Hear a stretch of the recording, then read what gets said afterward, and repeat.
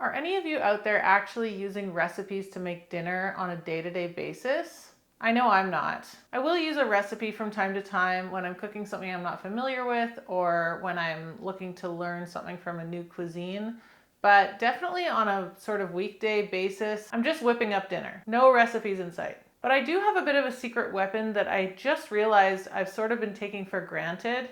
And that's that I have a bunch of recipes that I've just memorized over time and they're locked in. They're all super basic, but because they're basic, it means I can get creative with them and sort of jazz them up or jazz them down however I want. And most importantly, I can just make them in a moment's notice. So today I thought I'd share with you some of those go-to recipes that are just permanently etched into my mind so that maybe you can etch them into yours too. First up is pancakes. I love pancakes. I love making them. I love eating them. I love the pancake recipe that I have on my blog, which is a cottage cheese pancake. But when I was a teenager, my mom gave me this basic formula for pancakes, and it's been locked in my mind ever since. And that is still the one that I fall back on time and time again. And it's just, I just don't have to look at anything. I can just make it. All it is 1 egg, a cup of milk, a tablespoon of sugar, a teaspoon of vanilla, a cup of flour, pinch of salt, and a teaspoon of baking powder. You can add a splash of oil if you want. I don't tend to, I just don't really think it needs it. But I'll often add a mashed banana to this if I have an overripe banana kicking around. I might add chocolate chips or add some blueberries. And when you're making a bunch of pancakes, pro tip, have a big griddle. These griddles are so great. I love mine. I feel like I work in a diner every time I use it.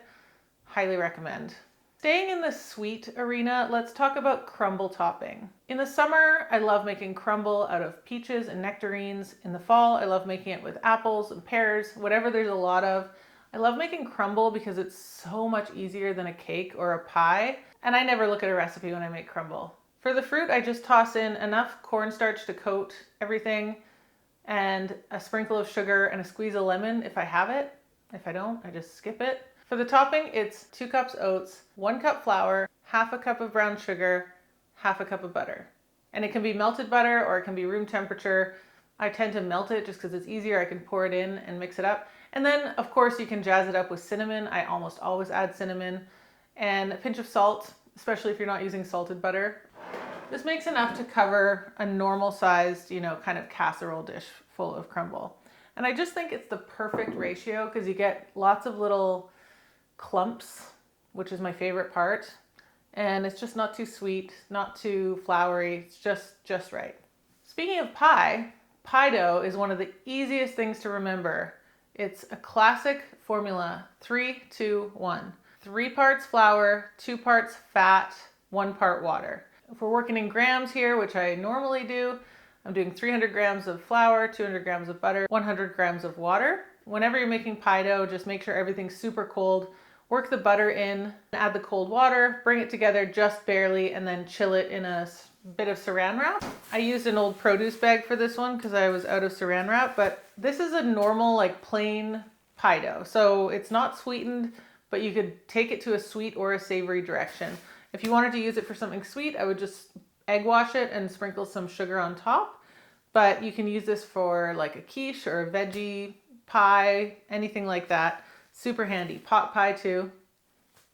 So good. Let's talk about salad dressing. Salad dressing is a bit personal. The classic ratio that they taught us in cooking school was 3 to 1. So that's 3 parts oil to 1 part acid.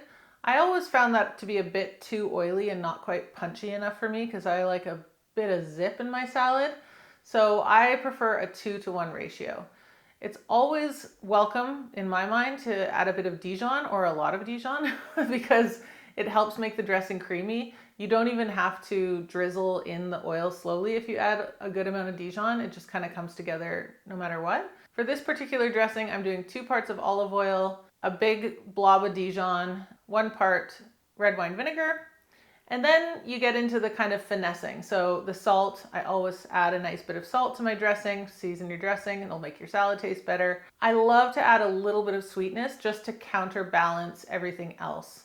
So a bit of maple syrup, a bit of honey, even a bit of sugar is great. And then you can go crazy with this. You can add fresh herbs, dried herbs. You can use different types of vinegars. You can use lemon juice instead. This is for like more of a vinaigrette style dressing. If you wanted it to be more of a creamy dressing, you could swap out the oil for Greek yogurt or mayo. The world is your oyster once you decide on the basic ratio that you like. I actually have a salad dressing cheat sheet. It's just a free PDF on my website, and it's meant to be a bit of a salad dressing ideas generator. So you can mix and match different flavors and come up with your own creations. You may know that I bought a real fancy, expensive pizza oven last year. I still love it. It brings me so much joy. Every time I bust it out for a pizza party, I'm just filled with joy the entire time. If you're making pizza, especially this more Neapolitan style pizza, the sauce is the easiest thing to remember. It's 1 large tin of tomatoes, 1 teaspoon of salt. I use this San Marzano tomatoes. The better the tomatoes, the better the sauce. Blend it up. I normally dump it into a yogurt container that's bigger than this so that it has room to blend. Add the salt and then blend it with my stick blender till it's smooth, and that's my sauce. No cooking, no extra flavors. It's just pure tomatoey goodness. And I feel like that is one of the key characteristics of the Neapolitan style pizza, is just that like pure tomato flavor. So highly recommend. I can't remember what number we're on, but let's do another one. Tomato soup. Speaking of tomatoes, tomato soup is the easiest thing to remember. Just a basic tomato soup. I always do 1 large onion, 1 or 2 carrots, depending on their size, 1 or 2 celery sticks, depending on its size. Basically like the same amount of carrot and celery as you have of onion. A tablespoon of salt is probably what you're going to need for this amount.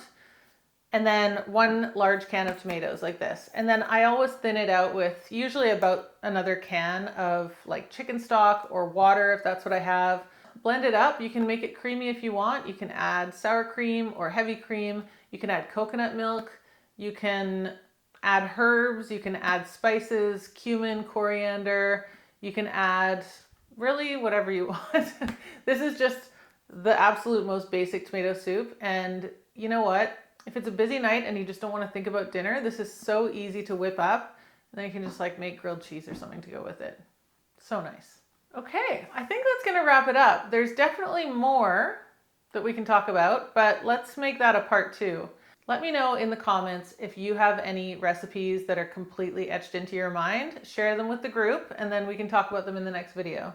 If you want to learn my simple framework for making anything taste better, watch this video next where I talk about the 3 S's. It's my own little secret sauce for making more delicious food. Thanks so much for joining me today. I appreciate you so much. If you enjoyed this video, be sure to give it a like and subscribe for more, and I hope to see you next time.